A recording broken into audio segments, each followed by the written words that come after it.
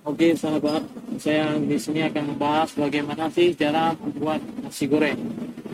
Yang pertama yang harus kita lakukan yaitu sediakan dulu bahannya seperti bawang putih 1 biji, kol secukupnya dan bawang putih.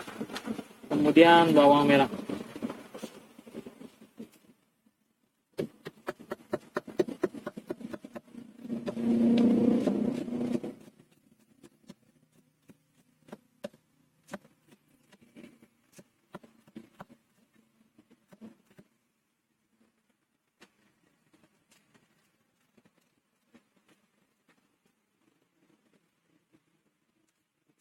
Setelah ini ditinggal, langsung kita goreng terlebih dahulu.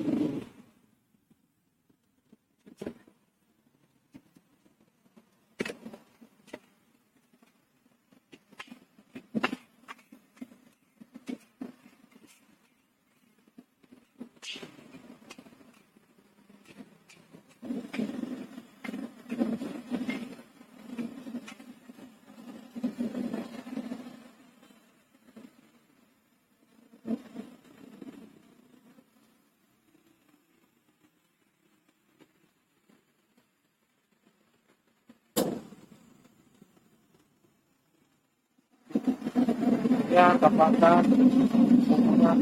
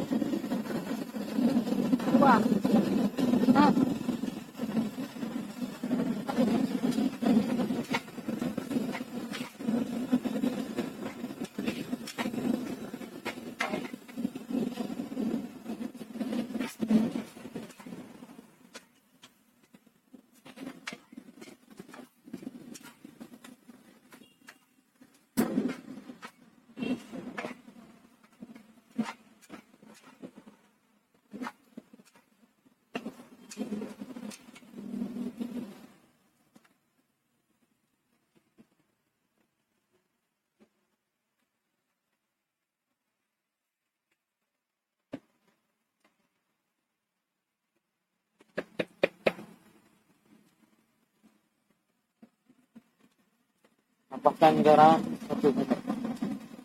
Tambahkan garam 1 sendok.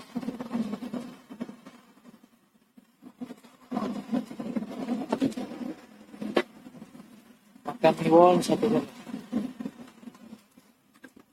Dan tambahkan ya.